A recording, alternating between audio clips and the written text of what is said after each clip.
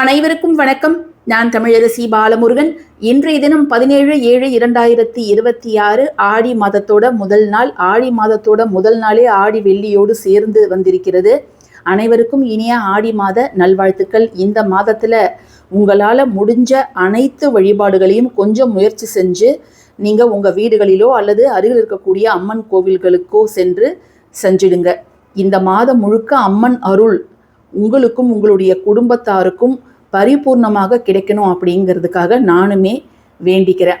எந்த ஒரு விஷயத்தை செய்வதற்கு முன்பும் முழு நம்பிக்கையோட அந்த ஒரு விஷயத்தை செய்யும் பொழுதே உங்களுடைய நம்பிக்கையே அந்த ஒரு வேண்டுதலை நிறைவேற்றி வைத்துவிடும். ஆமாங்க, ஆழமான நம்பிக்கை ஆலமரத்தை விட வலுவானது.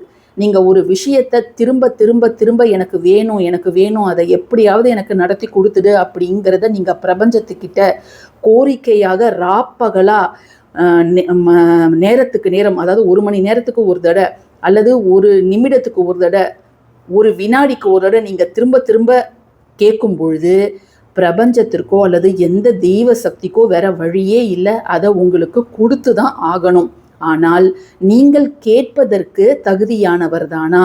அந்த வேண்டுதல் உங்களுக்கு கிடைக்கணும் அப்படிங்கிறதுக்காக அனைத்து விதமான முயற்சிகளையும் நீங்கள் போடுறீங்களா அப்படிங்கிறத நீங்கள் உறுதி செய்து கொள்ளுங்கள். அதன் பிறகு நீங்கள் உங்களுடைய வேண்டுதலை வையுங்க.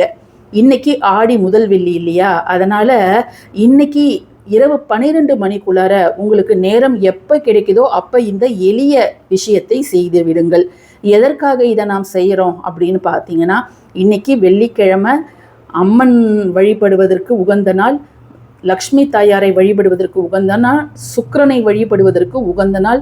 அதாவது நாம் செல்வ செழிப்போடு வாழ்வதற்கு மிக அற்புதமான ஒரு நாள் வெள்ளிக்கிழமை. அதனால் உங்களுடைய ஒட்டுமொத்த கடன் பிரச்சனையும் தீர்ந்து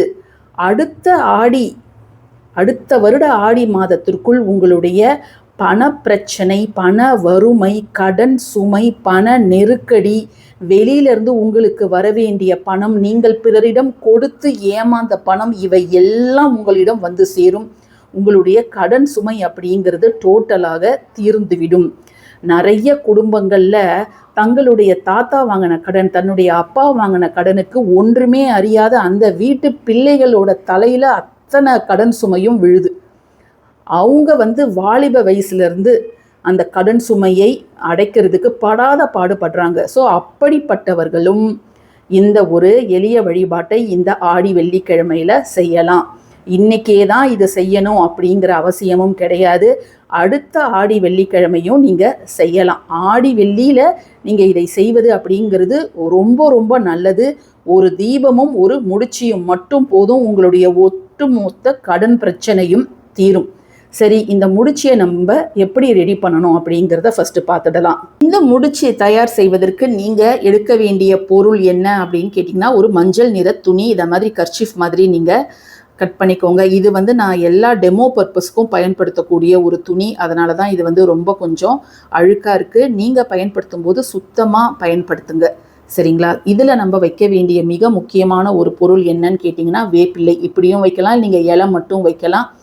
உங்கள் குடும்பத்திற்கு நீங்கள் எந்த அம்பாள் வழிபடுவீங்களோ, அம்மனை வழிபடுவீங்களோ அவங்கள நினச்சிக்கிட்டு முதல்ல வேப்பிள்ளையை வச்சிடுங்க. அதன் பிறகு நீங்கள் வைக்க வேண்டிய பொருள் என்ன அப்படின்னு பார்த்தீங்கன்னா, ஒரே ஒரு கொம்பு மஞ்சள். இதை தான் வைக்கணும்னு கிடையாது, நீங்கள் குண்டு மஞ்சள் இருந்தாலும் வைக்கலாம், சரிங்களா? இதோடு சேர்த்து நீங்கள் வைக்க வேண்டியது 11 ரூபாய் நாணயம். நான் 2 5 ரூபா, ஒரு ரூபா வச்சுருக்கேன். நீங்கள் வெளிநாட்டிலேருந்து பார்த்துட்ருக்கிறீங்க அப்படின்னா உங்கள் கரன்சிக்கு 11 ரூபாயை வச்சுடுங்க. அடுத்தது பச்சை கற்பூரம். இதை விட சின்ன துண்டு இருந்தாலும் நீங்கள் வைக்கலாம். அதே போல் ஒரே ஒரு ஏலக்காய். இந்த 5 பொருளை இந்த வெள்ளை துணியில் வச்சுடுங்க. நீங்கள் காலையில் குளிச்சிருந்தாலும் பரவாயில்ல, இதை செய்வதற்கு முன்பு முகம் கை கால்லாம் அலம்பிட்டு கொஞ்சம் ஃப்ரெஷ்ஷாக கண்ணாடி வளையெல்லாம் போட்டுட்டு நெற்றியில் அதுக்கப்புறம் வகுட்டிலலாம் குங்குமம் வச்சுட்டு விளக்கு ஏற்றி வச்சுட்டு அதன் பிறகு இதை செய்யுங்க. இதை ஆண்களும் செய்யலாம், பெண்களும் செய்யலாம். இப்போ பெண்கள் தீட்டு காலங்களில் இருந்தால் ஆண்கள் செய்யலாம். ஆனால் நீங்கள் இன்றைக்கி அசைவம்லாம் சாப்பிட்ருக்கக்கூடாது. ஏன்னா இது மிக சக்தி வாய்ந்த ஒரு முடிச்சு. இந்த முடிச்சை நம்ம முடிச்சு உங்களுடைய பூஜை அறையில் வச்சிடுங்க. வச்சுட்டு உங்களுடைய குலதெய்வம், இஷ்ட தெய்வம் அனைவரையும் வேண்டிக்கிட்டு அதுக்கப்புறம் இதை நீங்கள் உங்களுடைய பணப்பெட்டியில் வைக்கலாம். பணப்பெட்டியில் வைக்கலான்னா அது எந்த இடத்துல இருக்கணும் அப்படின்னு பார்த்தீங்கன்னா, உங்கள் வீட்டோட தென்மேற்கு பகுதியில் தான் அது இருக்கணும். அதாவது குபேர மூலை அப்படின்னு அழைக்கக்கூடிய தென்மேற்கு சவுத் வெஸ்ட் கார்னர் இருக்கும் இல்லையா, அங்கே வந்து நீங்கள் வைக்கலாம். இல்லைங்க அந்த இடத்துல எங்களுக்கு பீரோவே இல்லை அப்படின்னாலும் நீங்கள் அந்த இடத்துல ஏதாவது ஒரு ட்ரேயில் ஒரு டேபிள் மாதிரி இருந்துச்சுன்னா நீங்கள் அங்கே இதை வைக்கலாம். இது வந்து அடுத்த 1 வருடத்திற்கு அங்கே தான் இருக்கணும். அடுத்த ஆடி வரைக்கும் இது வந்து அங்கே தான் இருக்கணும். நீங்கள் நடுவில் மாதம் ஒரு முறை இந்த வேப்பிலையை மாற்றுறதுனா மாற்றிடலாம். அதே மாதிரி இந்த மஞ்சள் இருக்குது இல்லையா, அதில் ஏதாவது பூச்சி வந்துருக்குதா அப்படின்னு பார்த்துட்டு, பூச்சி இருக்கும் பட்சத்தில் நீங்கள் இந்த மஞ்சளை எடுத்து கால்படாத இடத்துல போட்டுட்டு புதிய மஞ்சள் வைக்கலாம். இந்த 11 ரூபாய் அப்படியே இருக்கட்டும். அதே மாதிரி பச்சை கற்பூரம் ஆவியாயிடுச்சு, ரொம்ப கரைஞ்சி போச்சு அப்படின்னா புதுசாக பச்சை கற்பூரம் நீங்கள் வைக்கலாம். இவ்வளோ தான் நீங்கள் செய்யணும்.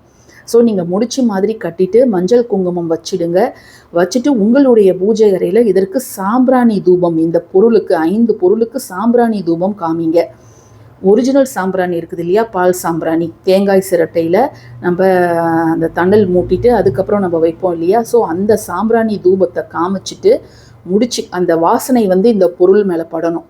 அதுக்கப்புறம் இதை முடிச்சு கட்டி நம்ம வந்து அந்த பீரோவில் தாராளமாக வைக்கலாம். ஸோ இதை நீங்கள் செய்யும் பொழுது ஏதாவது இன்றைக்கி சிறப்பான தீபம் ஏற்றணும் நம்ம பூஜை அறையில். ஏன்னா வெள்ளிக்கிழமை நம்ம ஏதாவது ஒரு சிறப்பான தீபம் வந்து ஏற்றுவோம். அதை மாதிரி நீங்கள் ஏற்றணும்னு நினச்சிங்கன்னா மிக அற்புதமான ஒரு தீபம் என்ன அப்படின்னு கேட்டிங்கன்னா உப்பு தீப வழிபாடு. இதை நீங்கள் தாராளமாக இன்றைய தினம் உங்கள் பூஜை அறையில் ஏற்றலாங்க. நம்ம வீட்டில் இருக்கக்கூடிய நெகட்டிவிட்டியை எல்லாம் வந்து ஜீரோ ஆக்கிறதுக்கு இந்த உப்பு தீபத்தை விட சக்தி வாய்ந்த தீபம் வேறு எதுவுமே இல்லை. ஸோ இந்த உப்பு தீபத்தை எல்லாருமே ஒவ்வொரு வெள்ளிக்கிழமையும் அவங்களுடைய பூஜை அறையில் மாலை நேரத்தில் ஏற்றுறது அப்படிங்கிறது ரொம்ப ரொம்ப நல்லதுங்க. ஸோ இந்த உப்பு நம்ம கீழே வச்சிடணும். அதற்கு மேலே ஒரு அகலில் அச்சதை அப்படிங்கிறத வச்சுட்டு இதற்கு மேலே ஒரு அகலில் தான் நம்ம தீபம் ஏற்றணும். அகலில் நல்லெண்ணெய்யோ அல்லது நெய்யோ நம்ம பயன்படுத்திக்கலாம். சரிங்களா, இது எல்லாமே நான் டெமோ பர்பஸுக்காக நான் ஏற்கனவே பயன்படுத்திய அகலை தான் பயன்படுத்துகிறேன். நீங்கள் பண்ணும்போது அதாவது நல்லா அகலெல்லாம் வாஷ் பண்ணிவிட்டு அதுக்கப்புறமா நீங்கள் மஞ்சள் குங்குமம்லாம் அழகாக நிறைவாக வைத்து அதுக்கப்புறம் நீங்கள் ஏற்றுங்க. நம்ம உப்பு தீபம் அழகாக ஏற்றியாச்சு. பூக்களை வச்சு நீங்கள் அலங்காரம் பண்ணிவிடுங்க. கிழக்கு முகமாகவோ அல்லது வடக்கு முகமாகவோ இந்த உப்பு தீபம் எரியணும். இந்த முடிச்சு மஞ்சள் குங்குமம் வச்சுடுங்க, சாம்பிராணி போட்டுடுங்க. அதுக்கப்புறம் போய் உங்கள் பணப்பெட்டியில் நல்லா வேண்டிக்கிட்டு வைங்க. சரிங்களா, இல்லைங்க எனக்கு உப்பு தீபம் ஏற்றினா எனக்கு வந்து செட் ஆகாது, எங்கள் வீட்டில் நிறைய பிரச்சனை வர மாதிரி நான் ஃபீல் பண்ணுறேன்னா நீங்கள் சாதா கஜலட்சுமி அம்மன் விளக்கோ அல்லது காமாட்சி அம்மன் விளக்கோ ஏற்றிருப்பீங்கல்ல, அந்த விளக்குக்கிட்டே வேண்டிக்கிட்டு நீங்கள் போய் தாராளமாக வையுங்க. நிச்சயமாக உங்களுடைய பணம் சார்ந்த பிரச்சனைகள் அப்படிங்கிறது ஒரு முடிவுக்கு வரும்.